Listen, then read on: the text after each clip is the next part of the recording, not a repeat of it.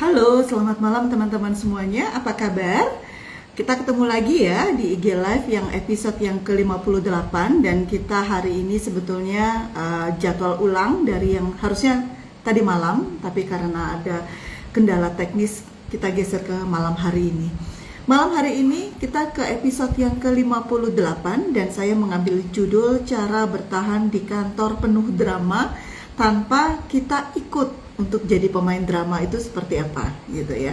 Kenapa saya mengambil judul ini? Sebetulnya berangkat dari pengalaman pribadi dan saya yakin ini juga banyak sekali dialami oleh teman-teman sebagai seorang profesional di korporasi terkait dengan drama gitu ya, terkait dengan dinamika di dalam organisasi yang itu bisa menyebabkan situasi yang tidak sehat gitu ya. Nah, apa sih indikatornya gitu kan? Yang pertama, kalau di organisasi orang itu fokus dengan banyak sekali mengelola gosip gitu ya, kemudian kubu-kubuan gitu kan, kemudian kalau ada konflik personal gitu ya, interpersonal atau personal artinya bukan konflik terkait dengan pekerjaan, itu cenderung lebih cepat menyebar dibandingkan kalau berita-berita baik atau berita-berita tentang pekerjaan gitu kan. Nah, kadang-kadang kita sering sekali ya ada satu opini gitu ya. Hati-hati bicara di kantor karena dinding pun punya telinga gitu kan. Dan itu memang benar teman-teman gitu ya. Hati-hati bicara di kantor, jangan pernah menjelekkan siapapun gitu ya. Ketika Anda berada di kantor maupun di luar kantor, khususnya kalau di luar kantor ketika berkomunikasi atau berinteraksi dengan orang kantor gitu ya. Jangan pernah menjelekkan orang kantor karena apa? Karena dinding pun punya telinga. Kadang-kadang isu belum tentu benar atau tidak itu lebih cepat menyebar gitu ya dibandingkan kalau kemudian ada informasi yang resmi dari perusahaan atau dari HR gitu ya. Jadi harapannya ketika kita bicara lingkungan di kantor itu idealnya adalah lingkungan tempat kita berkolaborasi, tetapi faktanya di banyak sekali perusahaan gitu ya, lingkungan kantor itu menjadi arena sosial yang penuh intrik drama gitu ya. Itu contoh, itu indikator yang pertama. Kemudian lingkungan kantor yang tidak sehat, sering sekali kita itu kayaknya ngerasa capek banget gitu ya. Kita tuh energi mental kita ini capek banget gitu ya. Bukan capek karena bekerja, tapi kita capek untuk membaca suasana, memahami pesan-pesan implisit yang disampaikan oleh setiap karyawan gitu ya. Kemudian kita harus memelihara perasaan, memelihara ego, mengelus-ngelus ego semua orang gitu ya, agar kita mudah berkolaborasi. Kemudian kita capek, kita capek untuk mengelola situasi, mengelola diri kita, bukan capek untuk bekerja gitu kan.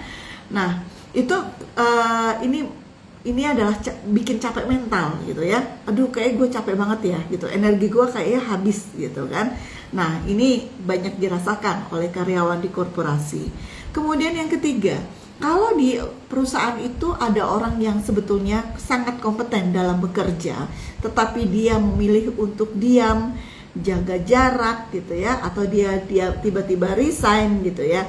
Karena biasanya orang-orang yang kompeten dan punya kecenderungan untuk tidak tertarik dengan isu-isu tentang gosip. Jadi daripada waktunya dipakai untuk ngobrolin temannya, apalagi ngobrolin kehidupan pribadi orang lain di kantor gitu ya. Hayo, siapa yang suka gosip gitu ya. Hati-hati loh gitu ya. Nah, kalau daripada waktunya habis untuk ngobrolin kehidupan pribadi orang lain di kantor gitu ya, dia lebih suka untuk fokus kepada pekerjaan gitu ya, dan kecenderungannya menghindari politik gitu ya, politik kantor gitu ya, nggak suka drama-drama gitu ya, nggak suka ngomongin orang gitu kan. Nah, mereka kecenderungannya memilih untuk diem aja deh, jaga jarak. Aduh, males banget deh ngobrol-ngobrol, makan siang rame-rame tapi ternyata di dalamnya ngobrolin si A, si B yang mungkin kita nggak pernah tahu battle apa dalam kehidupan pribadi yang harus dia selesaikan, tapi kita kemudian menghakimi dan sebagainya gitu ya. sama dengan kebisingan di media sosial gitu ya, ada artis lah yang punya masalah kehidupan pribadi seperti apa gitu ya, semua netizen itu berkomentar. Nah, tak ubahnya seperti itu, tapi ini di dunia nyata, di lingkungan kantor kita gitu ya. Nah, kemudian fenomena bahwa kalau lingkungan kerja kita menjadi sedemikian gitu ya, itu dianggap itu menjadi kondisi yang dibiarkan terjadi gitu ya. Siapa yang membiarkan itu terjadi? Yang membiarkan itu terjadi adalah leader dan HR gitu ya. Para leader dan HR membiarkan atau bahkan mereka ikut bergosip gitu ya. Teman-teman, kalau teman-teman sudah mencapai usia tertentu di dalam bekerja gitu ya, itu memang kecenderungannya sudah tidak lagi, mungkin kalau masih muda yang dikejar apa? Yang dikejar adalah gaji gitu ya, itu wajar. Tapi ketika kita sudah di usia yang sudah matang, kecenderungannya adalah kita mencari lingkungan kerja yang cukup sehat, lingkungan kerja yang kondusif untuk kita bisa berkarya gitu ya. Dan kalau kemudian HR maupun leadernya membiarkan itu terjadi, menjadi red flag buat kita gitu ya, menjadi red flag bagaimana mereka mengelola lingkungan atau mengelola dinamika organisasi gitu ya. Itu ketidakmampuan sebetulnya dalam mengelola dinamika organisasi. Nah, kemudian yang kelima, kalau kita merasa lingkungan kerja kita itu menjadi tempat yang tidak aman secara psikologis. Seperti apa tidak aman secara psikologis? Tidak aman secara psikologis itu kita takut sekali untuk beda pendapat gitu ya. Kita takut sekali untuk menyampaikan opini kita, menyampaikan kebenaran bahkan gitu ya, menyampaikan opini kita, karena misalnya kita punya value bahwa kita nggak suka gosip, kita nggak suka ngobrolin kehidupan pribadi orang lain, tapi kita melihat sekeliling kita gitu ya, itu suka sekali gosipin kehidupan pribadi orang lain gitu ya. Nah, kita akan memilih diam gitu ya, kita takut untuk ngobrolin, itu nggak bagus loh seperti itu kita takut ngomong gitu ya. Jadi lingkungan kerja itu menjadi tempat yang tidak aman secara psikologis gitu ya. Dan kalau ada masalah, kecenderungannya adalah masalah itu ditutupin, bukan dicarikan solusi. Nah, ini yang menyebabkan gitu ya, kalau kita melihat fenomena lingkungan kerja yang demikian, memang secara jangka panjang itu justru sangat merugikan gitu ya. Sebetulnya itu harusnya menjadi tugas leader dan HR untuk menciptakan lingkungan kerja yang tepat, yang kondusif untuk setiap orang bisa memberikan kontribusi yang terbaik atas potensi yang dimiliki gitu ya. Oke, tadi fenomena. Yang kedua, kita bicara mengenai hasil riset. Hasil riset dari Accountants Survey gitu ya. 65% karyawan itu menyebutkan bahwa drama dan politik kantor itu menjadi sumber stres yang utama. Jadi, kalau lingkungan kantor itu banyak dramanya, banyak politiknya, itu menyebabkan 65% karyawan mengatakan itu yang bikin stres itu adalah politiknya, gitu ya. Mungkin yang bikin stres bukan gajinya atau beban kerjanya, tetapi politiknya. Kemudian karyawan yang berada di dalam lingkungan yang kerja yang demikian toksik gitu ya, itu 2,3 kali lebih berisiko untuk mengalami burnout gitu ya, mengalami turnover gitu.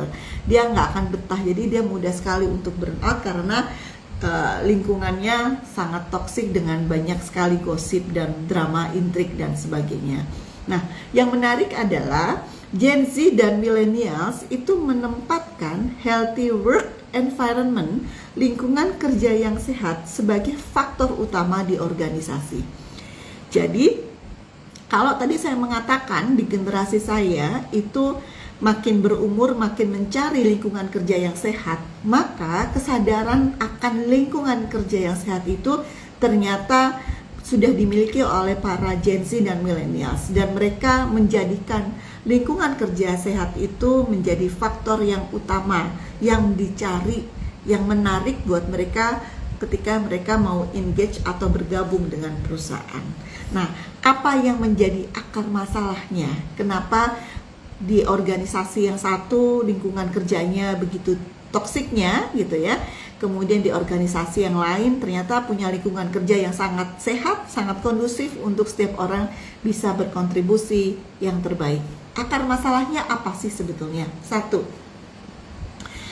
kita bicara masalahnya itu bukan tentang individu-individu yang gosiper, individu-individu yang politikus, gitu ya. Tetapi gitu ya, kita bicara tentang sistem pengelolaan SDM di organisasi yang membiarkan orang-orang itu menunjukkan perilaku demikian. Ya, ini kita bukan bicara individunya, tetapi kita bicara mengenai sistem. Nah, sistem, ketika kita bicara sistem, balik lagi kan, leader sama HR yang membuat sistem itu, gitu kan. Jadi teman-teman, ini sedikit lompat. Tips dari saya, kalau Anda mau bergabung dengan perusahaan, pastikan bahwa leadernya tidak toksik, tidak manipulatif, HR-nya pun juga demikian, gitu ya. HR-nya tidak toksik dan tidak manipulatif, karena kalau dua posisi itu dipegang oleh pribadi-pribadi yang toksik dan manipulatif, gitu ya, gosiper dan sebagainya, maka gitu ya, mereka akan membiarkan perilaku-perilaku yang negatif itu menjadi hal yang sangat umum atau jamak untuk ditunjukkan di lingkungan kantor. Nah, jadi satu, masalahnya bukan orang tetapi sistem, gitu ya. Kemudian gitu ya, terlepas dari kita bicara bahwa sistemnya ini kan kita bicara sistem yang membiarkan. Artinya sistem itu mengizinkan, gitu ya. Kita harus pahami bahwa yang namanya sistem, yang namanya lingkungan kerja itu tidak bisa netral. Lingkungan kerja itu harus di-create. Apalagi kalau kita bicara mengenai orang Indonesia, ya. Budaya kita, budaya masyarakat Indonesia itu, perilaku kita itu banyak sekali ditentukan oleh sistem, gitu ya. Bahkan ya, misalnya ya, membuang sampah, gitu kan, membuang sampah sembarangan, walaupun ada kotak sampah, gitu ya, tempat sampah, walaupun ada peringatan, walaupun mungkin ada influencer di media sosial yang mengajarkan behavior yang tepat untuk menjaga lingkungan, gitu ya, dengan membuang sampah di tempatnya. Tetapi gitu ya, kalau tidak ada sistem yang mengatur itu, sistem yang memberikan konsekuensi atas perilaku-perilaku yang negatif, yaitu membuang sampah sembarangan, maka agak berat di Indonesia, gitu ya. Karena di Indonesia masyarakat kita itu lebih banyak yang menjadi locus of control, yang menjadi remote controlnya adalah sistem atau hal-hal di luar dirinya. Jadi misal saya mau melanggar lampu merah nggak apa-apa kok, gitu ya. Kenapa? Karena banyak juga yang melanggar, gitu ya. Padahal begitu dia melanggar harusnya dikasih tilang, gitu ya, dikasih pelanggaran, dikasih konsekuensi. Nah, jadi kembali lagi bahwa akar masalahnya adalah sistem yang membiarkan perilaku-perilaku negatif itu ada, gitu ya, dan menggerus emosi, menggerus potensi. Kemudian yang kedua, banyak sekali konflik-konflik personal di organisasi, gitu ya, di dalam dinamika pengelolaan SDM di organisasi ini banyak sekali konflik personal yang muncul karena ketidakjelasan peran, gitu ya. Peran istilahnya tupoksi, tugas pokok dan fungsi. Itu tidak jelas. Artinya apa? SOP, gitu ya, itu tidak di-create untuk memperjelas sistem lagi itu, gitu ya. Sehingga ketika gesekan-gesekan itu terjadi, misalnya, aduh kenapa sih dia ikut campur kerjaan saya, ini nggak ada yang ngerjain, sebetulnya pekerjaan ini proses ownernya siapa ya, gitu ya. Loh, kenapa saya yang disalahin ya sama si bos ya, padahal kan itu sebetulnya bukan pekerjaan saya, gitu kan. Nah, hal-hal seperti ini karena ketidakjelasan terkait dengan tupoksi, tugas pokok dan fungsi, gitu, dan karena SOP atau sistemnya memang memiliki karakteristik abu-abu, banyak sekali gray area yang tidak jelas siapa yang mengerjakan dan siapa yang harus bertanggung jawab.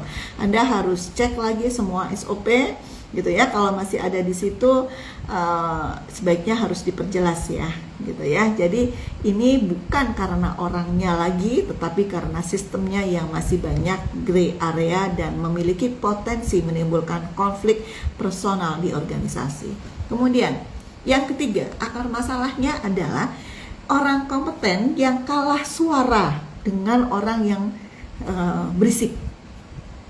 Ya, orang yang kompeten yang kalah suara. Teman-teman, gitu ya. Tidak bisa dipungkiri, gitu ya. Ketika kita bicara dengan karakteristik orang kompeten itu biasanya apa yang diucapkan itu dia akan menelaah apakah ini tepat atau tidak, gitu ya. Apakah ini bisa membantu menyelesaikan masalah atau sekedar hanya beropini, gitu ya. Nah, sementara orang berisik kadang-kadang asal rame aja, asal beropini aja, tapi yang diomongin itu nggak ada isinya, nggak berdaging, gitu ya, nggak mutu.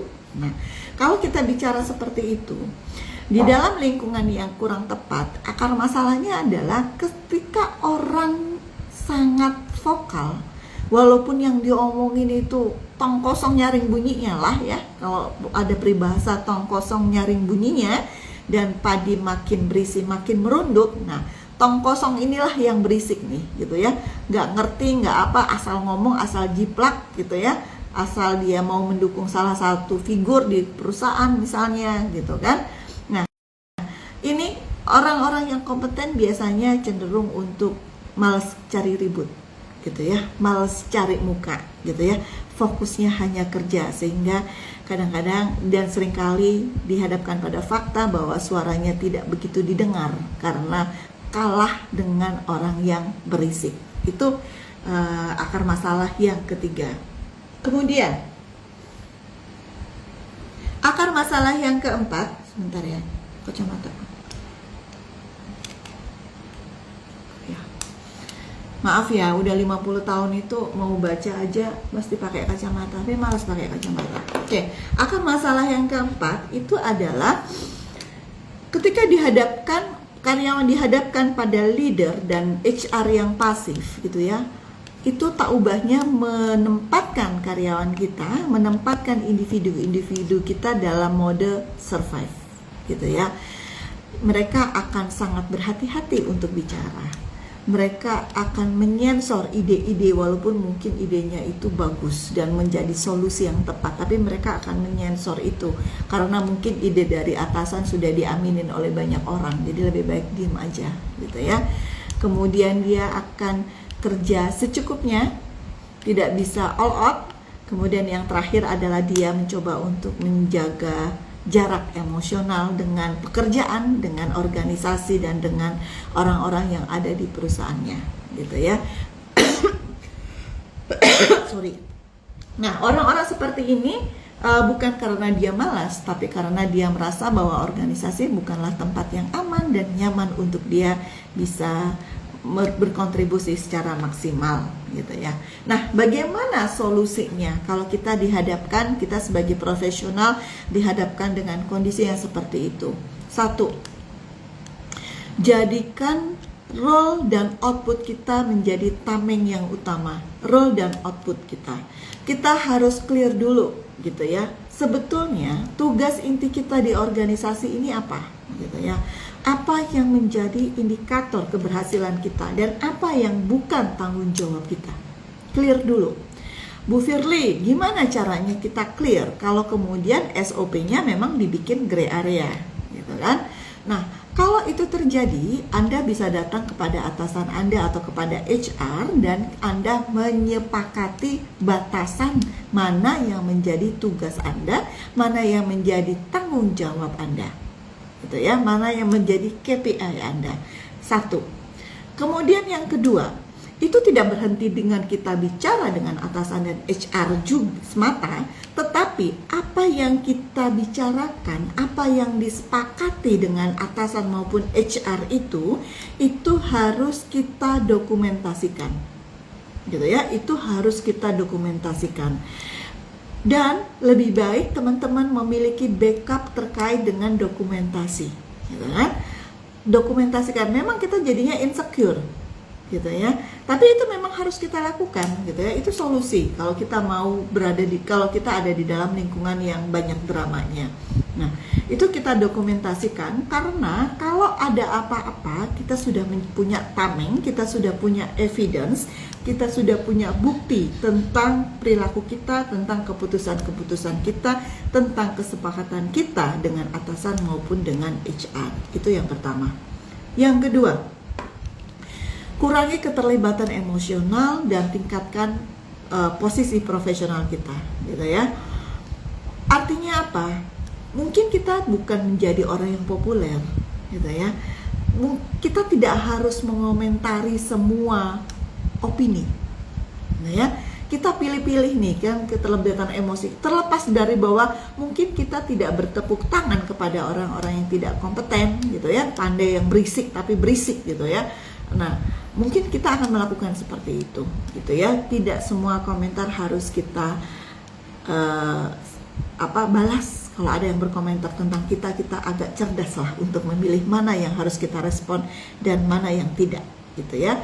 Dan tidak semua omongan-omongan di sekitar kita yang cenderung memprovokasi orang untuk tidak menyukai kita, itu pun tidak semuanya perlu kita luruskan, gitu ya. Dan tidak semua konflik harus kita menangkan, gitu ya. Ini bukan berarti kita menjadi orang yang pasif, tapi kita selektif untuk memilih mana yang menjadi masalah, yang menjadi battle kita, mana yang tidak, gitu ya. Kita harus selektif di situ. Nah, untuk memisahkan itu, untuk bisa memilah mana yang masalah yang kita hadapi, mana yang kita drop, gitu ya. Itu kita harus punya kesadaran diri untuk memisahkan mana fakta, gitu ya. Apa yang sebetulnya sedang terjadi, itu fakta. Kemudian, mana yang kita sebut dengan asumsi. Begitu kita menyebutkan kata asumsi, berarti di sini sudah ada unsur evaluasi, gitu ya. Mana yang fakta, mana yang asumsi. Kalau kita berasumsi, berarti kita sudah melakukan penafsiran atas fakta.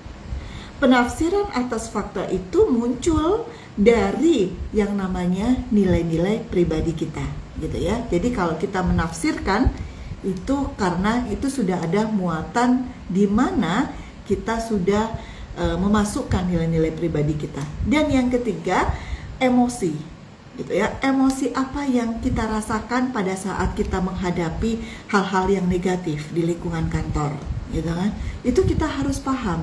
Jangan pernah kita mengambil keputusan pada saat kita berada dalam kondisi banyak dipengaruhi oleh emosi, gitu ya. Jadi kalau Anda sedang emosi, gitu ya, maka lebih baik Anda mengambil jarak, Anda menarik nafas, menenangkan diri, gitu ya, menjauh dulu, entah Anda pergi ke tempat lain, gitu ya, keluar dulu, gitu ya, kemudian baru Anda masuk lagi. Jangan pernah mengambil keputusan berdasarkan emosi, dan jangan pernah membalas asumsi yang di-create oleh orang lain dengan asumsi.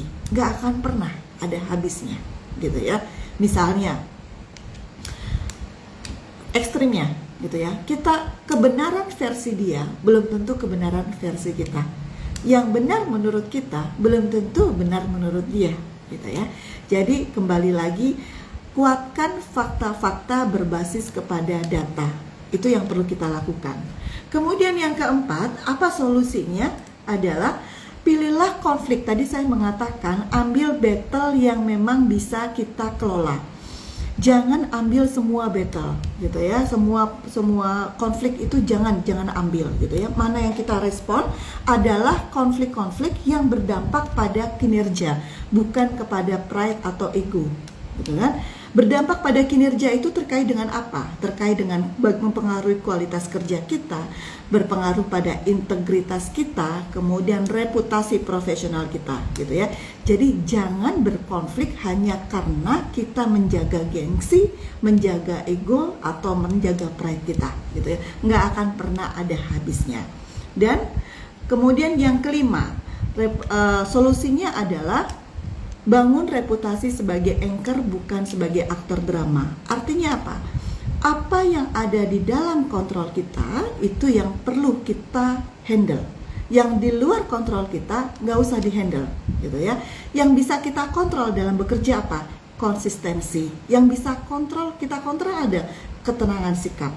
Yang bisa kita kontrol adalah kejelasan bagaimana kita berkomunikasi dan kita tidak ikut bergosip, gitu ya. Karena apa? Secara jangka panjang mungkin kalau secara jangka pendek kita akan kalah suara dengan mereka yang berisik, gitu ya, tong kosong nyaring bunyinya itu. Tetapi secara jangka panjang orang akan tahu bahwa kita akan identik dengan solusi dari permasalahan di organisasi, dan kita akan dianggap sebagai pribadi yang stabil di tengah situasi yang chaos. Kemudian yang keenam,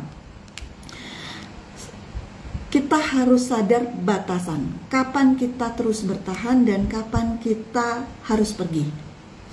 Kita akan terus bertahan. Apa indikator bahwa kita mesti bertahan, masih bisa bertahan? Satu, kalau tempat itu masih memberikan ruang untuk kita belajar, masih memberikan ruang untuk kita menumbuhkan kompetensi soft skill yang akan menjadi bekal jangka panjang kita. Kemudian kalau kita masih bisa menjaga integritas kita, jadi kita tidak dikondisikan untuk mengambil langkah-langkah yang melanggar prinsip-prinsip integritas. Kemudian, kapan kita memang indikator apa? Kapan kita harus keluar dari kantor ini? Pertama, kalau nilai-nilai pribadi kita itu mau nggak mau terus dilanggar. Saya memberikan contoh, ada salah satu klien saya, orang HR gitu ya, di posisi yang sudah cukup tinggi, diminta oleh perusahaan untuk melakukan ya sedikit jalan belakang ya, under table gitu ya, kepada pihak terkait gitu ya, salah satu institusi, dan setiap bulan dia harus membawa uang dalam jumlah ratusan juta di dalam mobilnya gitu ya, untuk diserahkan karena harus cash, dan itu melanggar nilai-nilai pribadinya. Sehingga tidak lama kemudian ya, kalau sudah seperti itu, kalau kita bicara integritas, maka kita bicara hitam dan putih gitu ya. Kemudian kalau kesehatan mental kita terus tergerus, dan kalau kita melihat bahwa kontribusi kita sudah tidak dihargai lagi oleh perusahaan, maka itu adalah saat yang tepat untuk kita mengundurkan diri gitu ya, memilih untuk keluar dari organisasi atau dari lingkungan yang toksik tadi. Baik, teman-teman, saya coba untuk rangkum dari IG Live malam hari ini. Oke, fenomena yang terjadi kalau di tempat kerja kita lebih banyak gosip, kubu-kubuan, konflik personal. Nah, itu sangat tidak sehat sekali gitu ya. Boleh, tapi porsinya tidak sebanyak kalau pekerjaan gitu ya. Jadi kalau lebih banyak yang diomongin itu masalah pribadi orang lain, bukan masalah pekerjaan, nah itu menjadi red flag. Kemudian yang kedua, kalau kita merasa bahwa kita datang ke kantor kayak kita capek deh. Capek kita tuh bukan capek kerja, tapi capek hati gitu ya. Capek secara emosi. Karena apa? Kita kayaknya harus mempelajari banget semua suasana. Kita kayaknya harus menjaga ego semua orang. Kita harus menghindar, kita harus tidak ingin berkonflik. Padahal konflik itu kalau secara sehat boleh saja gitu ya. Kemudian yang ketiga, red flag-nya adalah kalau teman-teman mendapati orang-orang yang kompeten tetapi memilih untuk menjauh, memilih untuk tidak banyak bicara, memilih untuk diam gitu ya, dan hanya fokus kepada kerja, something wrong dengan itu. Kemudian yang keempat, kalau teman-teman melihat bahwa lingkungan yang banyak gosip dan sebagainya itu dianggap normal oleh para leader dan HR gitu ya, hati-hati gitu ya. Tadi saya mengatakan bahwa di usia kalau teman-teman di usia yang sudah matang, maka yang dicari adalah lingkungan kerja yang sehat gitu ya. Jadi hati-hati kalau teman-teman menemui para leader maupun HR yang masih toksik, masih suka gosip dan sebagainya. Kemudian yang kelima adalah kalau kita merasa bahwa lingkungan kerja sudah tidak aman secara psikologis. Hati-hati bahwa dinding kantor kita itu punya telinga dan punya mata gitu ya. Sehingga kita harus berhati-hati sekali. Nah, hasil riset juga sejalan dengan itu. 65% karyawan menyebut bahwa yang namanya drama, office politics itu menjadi sumber stres yang utama buat mereka gitu ya. Kemudian ya Gen Z dan millennials hari ini menempatkan lingkungan kerja yang sehat sebagai faktor utama yang menarik buat mereka ketika mereka akan bergabung dengan perusahaan gitu ya. Kemudian akar masalahnya apa itu terjadi? Satu, masalahnya bukan di individu-individunya, tetapi di sistem yang membiarkan perilaku itu terjadi gitu ya. Be careful teman-teman HR gitu ya. Kalau Anda masih suka gosip, suka ngomongin kehidupan pribadi orang lain, suka politik dan sebagainya, Anda tidak menciptakan sistem yang tepat, yang sehat buat orang-orang yang baik, yang kompeten untuk memberikan kontribusi terbaik. Kemudian yang kedua, karena banyak sekali, karena batas peran tupoksinya tidak jelas. Banyak sekali SOP-SOP di organisasi yang sifatnya masih menyisakan gray area gitu ya.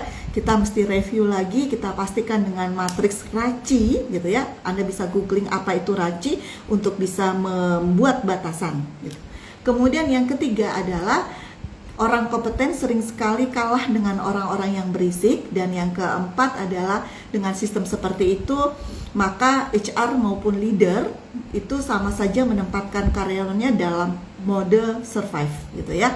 Hati-hati karyawan, semua karyawan menjadi hati-hati bicara gitu ya, menyensor ide gitu ya, karena takut idenya berseberangan dengan ide figur otoritas misalnya gitu ya, kerja secukupnya dan sebagainya. Maka solusinya apa?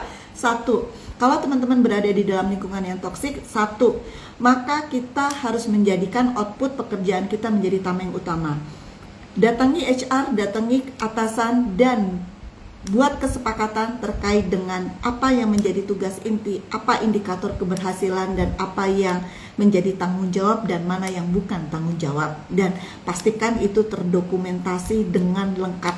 Dan kalau bisa, semua yang terdokumentasi itu Anda punya backupnya dan jangan taruh di komputer kantor ya, nanti bisa diakses ya. Kemudian itu yang pertama. Yang kedua, kurangi keterlibatan emosional dan kita yang harus semakin kompeten gitu ya. Nggak semua komentar harus dibalas, nggak semua provokasi harus perlu kita luruskan, dan nggak semua konflik harus kita menangkan. Jadi pilih-pilih gitu ya. Bagaimana cara memilihnya? Pisahkan mana fakta, mana asumsi, dan kelola emosi kita. Kemudian yang keempat adalah kalau kita memilih, kita sudah memilah mana konflik yang kita pilih, mana yang tidak, pastikan bahwa konflik yang kita pilih itu adalah konflik yang berdampak pada pekerjaan kita, bukan kepada ego atau pride kita gitu ya. Karena kalau kita bicara ego, nggak akan pernah ada habisnya.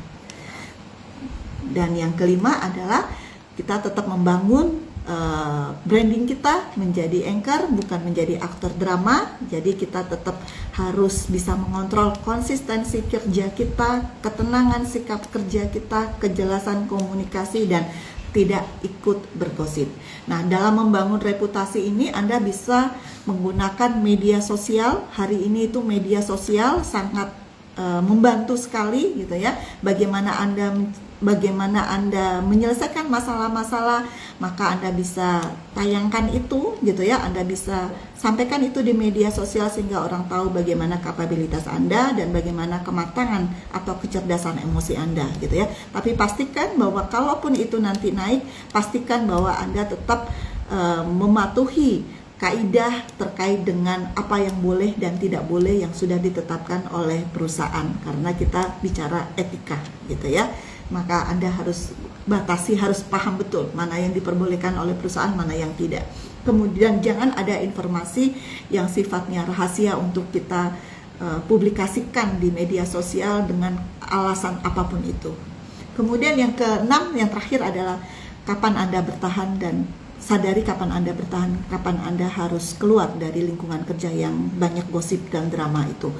Kalau Anda bertahan, pastikan bahwa Anda bertahan karena tempat itu masih memberikan ruang untuk tumbuh, untuk membangun kompetensi-kompetensi soft skill yang baru, dan pastikan bahwa kalau itu sudah melanggar integritas gitu ya, melanggar nilai-nilai pribadi kita dan membuat kita mengalami gangguan kesehatan mental. Dan saya pernah menemui gitu ya, beberapa orang HR yang resign tanpa ada kejelasan habis ini dia kerja di mana gitu ya.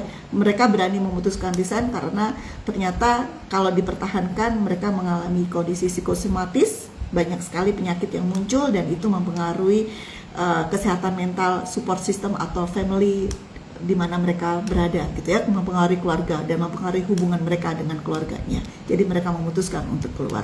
Baik, itu saja dari saya teman-teman. Terima kasih banyak buat semua yang sudah hadir. Kita akan ketemu lagi hari Kamis. Judulnya apa? Nanti saya pikirin ya. Terima kasih banyak. Semoga IG Live malam hari ini bisa memberikan insight dan seperti biasa rekamannya langsung saya upload di akun saya ya. Terima kasih banyak, selamat malam. Saya pamit ya, izin saya close ya.